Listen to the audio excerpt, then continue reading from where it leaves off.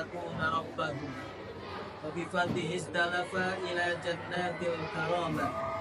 أشهد أن لا إله إلا الله وأشهد أن محمدا عبده ورسوله.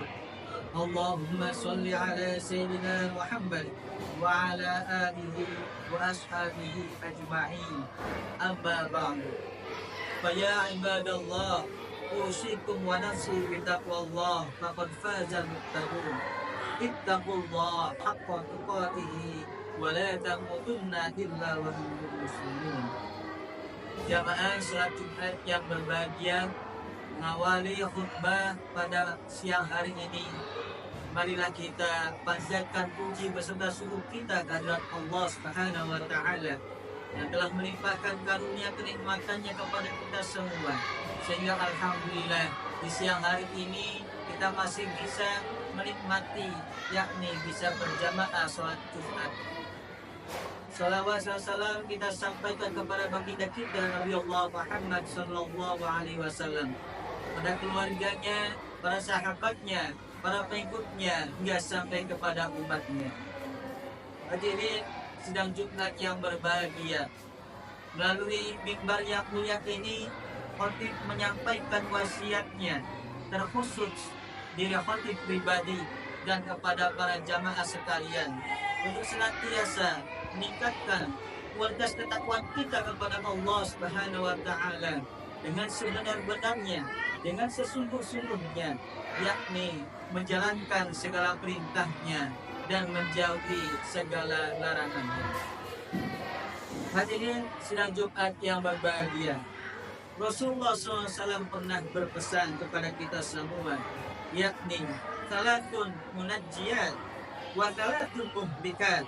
Fa'ammal munajjiyat fataqwallahi fis sirri wal alaniyah wal qawl bil haqq fil ridha wasyah wal qasdu fil ghina wal faqr. Wa ammal muhlikat fasyuqqu muta'un wa hawa muttaba'un wa ijabul mar'i binafsi. Yang artinya ada 3 hal yang bisa menyelamatkan dan 3 hal yang bisa merusak.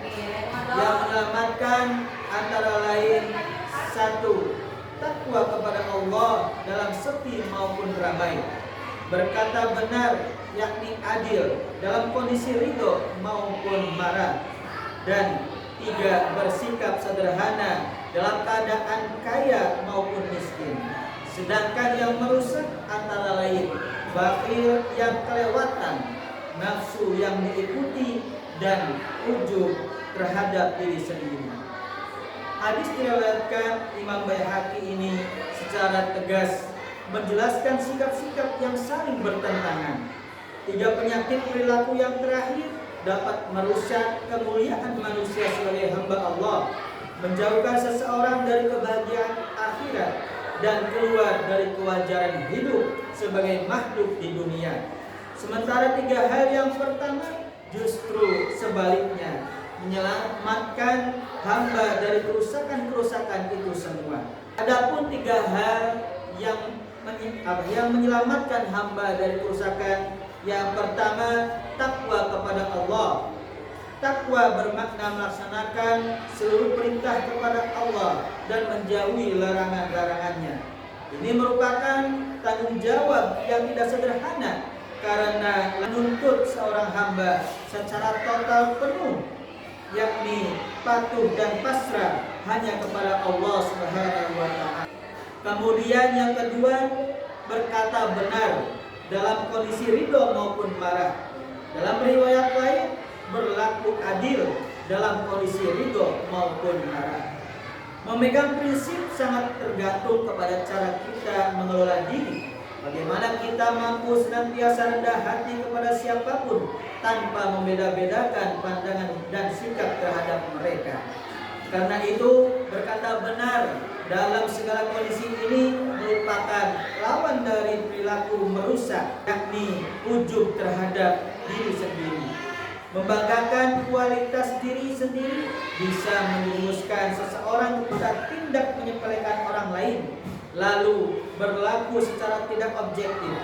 merasa paling benar dan paling baik dapat membawa seorang tidak adil dan menyikap segala hal. Ujub juga cenderung mengabaikan bahwa tiap nikmat datang dari Allah Subhanahu wa taala. Kemudian yang ketiga, sederhana saat kaya maupun miskin. Anjuran hidup sederhana dalam kondisi apapun sangat relevan bila dikaitkan dengan hakikat harta yang sejatinya karunia Allah Subhanahu wa taala. Di dalamnya ada hak untuk dirinya juga untuk orang lain. Bagi orang miskin, kesederhanaan adalah strategi untuk tetap bersyukur dan wajar dalam berekonomi. Bagi orang kaya, kesederhanaan adalah pertanda bahwa ia tidak tenggelam dalam gemerlap duniawi. Jangan sampai kita menjadi sangat kikir, yakni syukrun muta, yang menjadi salah satu perilaku merusak dalam hadis di atas tadi. Bakhil pun tidak mesti hanya dilakukan orang yang berharta melimpah, karena bakhil selain berkaitan dengan kekayaan juga perbuatan seseorang. Semoga kita bisa melaksanakan ketiga klasifikasi yang menjadikan diri kita mulia di hadapan Allah Subhanahu wa taala. Ja'alallahu wa iyyakum minal faizin amin. Wa dakhalana wa iyyakum fi zumrati ibadihil mu'minin. A'udzu billahi minasyaitonir rajim. Bismillahirrahmanirrahim. Wal 'asri innal insana lafi khusr illa alladziina aamanu wa 'amilus shalihati wa tawassaw bil haqqi wa tawassaw bis sabr. Aqulu qawli hadza fastaghfiru innahu huwal ghafurur rahim. Alhamdulillah ala ihsani wa syukurillah ala taufiqi wa imtinani.